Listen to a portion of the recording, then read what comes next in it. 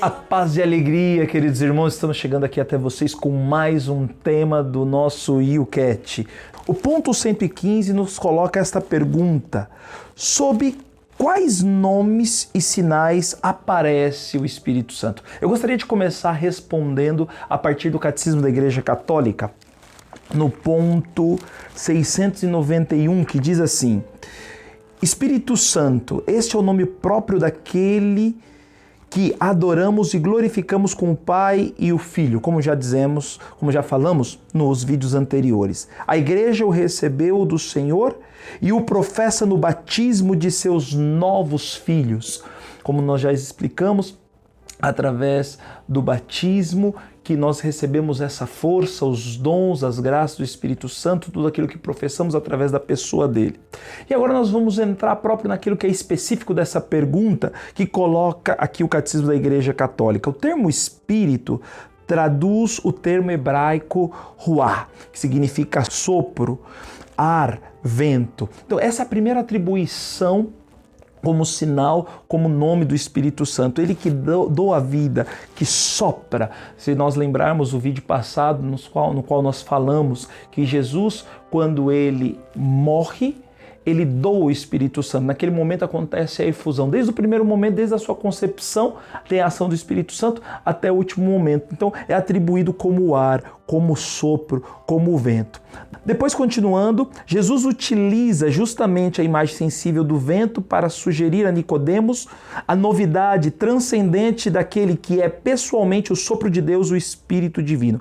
Por outro lado, Espírito e Santo são atributos divinos comuns às três pessoas divinas, mas ao juntar os dois termos, a Escritura, a liturgia e a linguagem teológica designam a pessoa inefável do Espírito Santo, sem equívoco possível com os outros empregos dos termos Espírito e Santo. Depois podemos relembrar aqui alguns dos nomes utilizados do Espírito Santo, por exemplo, Paráclito, que significa advogado, consolador, aquele que é o nosso defensor. Também o Espírito Santo pode ser nominado como a unção de cura, a unção libertadora. O Espírito Santo também é nominado como a água viva. O Espírito Santo, além desses termos, é denominado como tempestade, aquele, se nós lembrarmos de Elias, por exemplo. Também, se nós lembrarmos o episódio de Pentecostes, em que descia sobre eles o Espírito Santo em forma de línguas de fogo e caía sobre cada um deles essa graça, essa força, essa unção. Então ele é esse fogo ardente.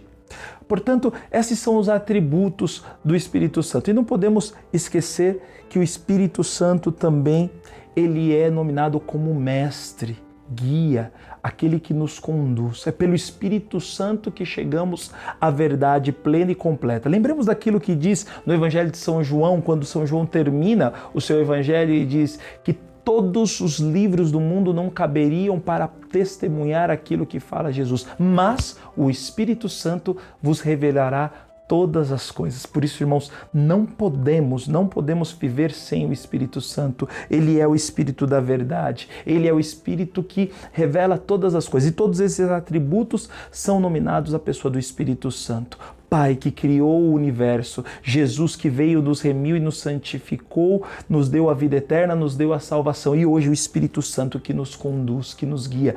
O Espírito Santo, nós vivemos no tempo do Espírito Santo. O Espírito Santo é aquele que realmente é o protagonista dos verdadeiros cristãos, daqueles que vivem realmente, que querem viver sobre a graça de Deus. Por isso, meu irmão, não deixemos de viver pelo Espírito Santo.